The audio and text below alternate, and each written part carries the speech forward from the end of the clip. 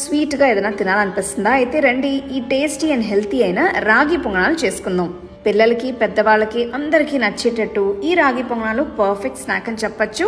దీనికోసం పెద్ద గిన్నెలో రాగి పిండి, బియ్య పిండి, బెల్లం తురుము, అలానే కొబ్బరి తురుము వేసి కలుపుకోవాలి. మీరు మీకు నచ్చిన స్వీట్నెస్ కి తగ్గట్టు బెల్లంని అడ్జస్ట్ చేసుకోవచ్చు. ఆ తర్వాత నెమ్మదిగా నీళ్లు పోసి కలుపుకోవాలి. ఇప్పుడు ఉప్పు, ఏలకుల పొడి, మంచి క్రంచీనెస్ కోసం తరిగిన జీడిపప్పులు వేసి 10 నిమిషాలు పక్కన పెట్టుకోవాలి. దీని కన్సిస్టెన్సీ ఇలా ఉంటే సరిపోతుంది. మరి చిక్కగా కానీ మరీ పల్చగా కానీ ఉండకూడదు. పొంగనాలు మెత్తగా రావడం కోసం పొంగనాలు వేసుకునే ముందు కొద్దిగా వంట సోడా వేసి కలుపుకోవాలి. ఇప్పుడు పొంగనాలు వేసుకునే కడాయి పెట్టి వీటిలో కొద్దిగా నెయ్యి వేసి, నెయ్యి వేడిన తర్వాత పొంగనాల పిండి వేసుకుని కాల్చుకోవాలి. 1 నిమిషం తర్వాత తిప్పుకొని 2 వైపులా గోల్డెన్ బ్రౌన్ రంగులోకి వచ్చేంత వరకు కుక్ చేసుకోవాలి. అంతే అండి, మెత్తగా ఫ్లఫీ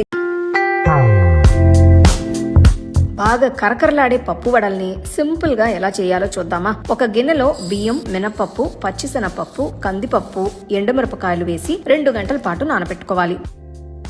వేరొక గిన్నెలో పెసరపప్పు తీసుకుని దీన్ని కూడా 2 గంటల పాటు నానబెట్టాలి. మిక్సీ జార్లో నానబెట్టిన పప్పులు, ఎండుమిరపకాయలు, తరిగిన అల్లం వేసి పల్స్ మోడ్లో రుబ్బుకోవాలి.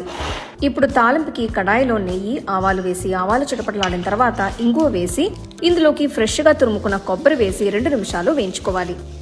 ఆ తర్వాత తాలింపుని నానబెట్టిన పెసరపప్పు, తరిగిన కరివేపాకులు, కొద్దిగా ఉప్పు పిండి మిశ్రమంలో వేసుకుని అన్ని కలిసేలా కలుపుకోవాలి. ఇప్పుడు డీప్ ఫ్రైకి కడాయి పెట్టి నూనె వేడైన తర్వాత అరిటాకు పైన కొద్దిగా నీళ్లు చల్లి వడ మిశ్రమం కొద్దిగా తీసుకుని ఆకు పైన పెట్టి ఇలా వడ షేప్ లో చేసుకోవాలి. నెమ్మదిగా వడని నూనెలో వేసుకుని గోల్డెన్ బ్రౌన్ రంగులోకి వచ్చేంత వరకు డీప్ ఫ్రై చేసుకోవాలి. భలే కరకరలాడే పప్పు వడలు రెడీ.